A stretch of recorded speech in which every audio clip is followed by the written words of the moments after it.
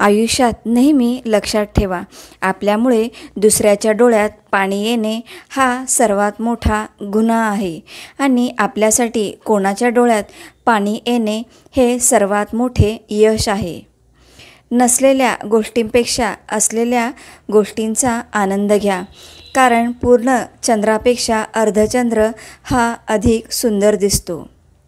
कधी कोणाचा काळ असतो, कधी कोणाची वेळ असते.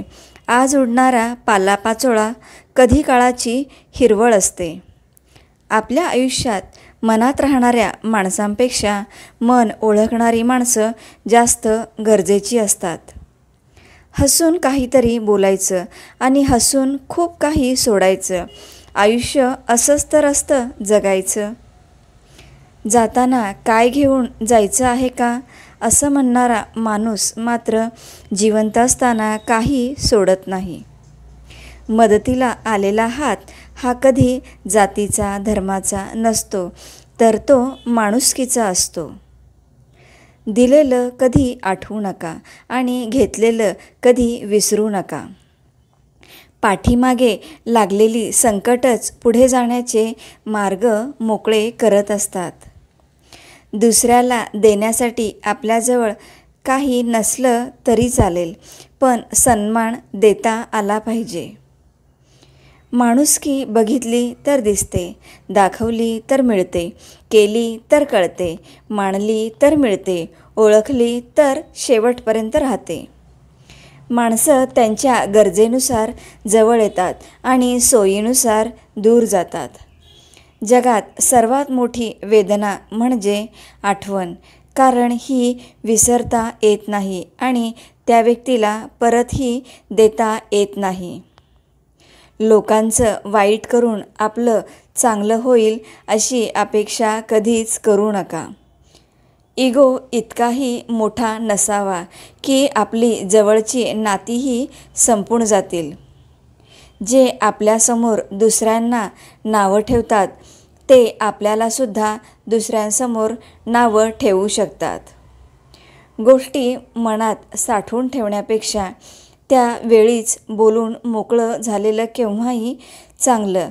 फुटलेल्या धरणाचं संकट हे दरवाजे उघडल्यावर येणाऱ्या पुरापेक्षा जास्त हानिकारक असतं.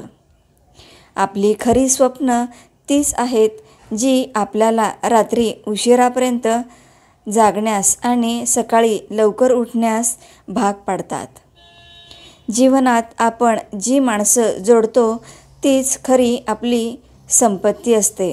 म्हणूनच रिकाम्या खिशाने जरी बाजारात फिरलो तरी लोक समाधानी श्रीमंत समजतात. मोठ्या लोकांच्या शेजारी उभं राहिलं म्हणजे मोठं होतं की नाही ते माहीत नाही, पण चांगल्या लोकांच्या सोबतीत राहून नक्कीच मोठं होता येतं. श्री स्वामी समर्थ. गिळून टाकावी. दुःख हा वेदनादायक शब्द, पण आयुष्याच्या प्रत्येक वळणावर जगायचं कसं याचं मार्गदर्शन करत असतो.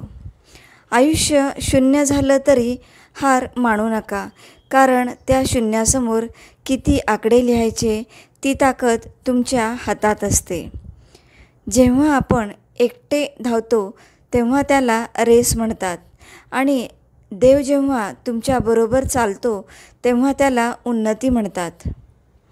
नातं कधीच संपत नाही. बोलण्यात संपलं तरी डोळ्यात राहतं आणि डोळ्यात संपलं तरी मनात राहतं.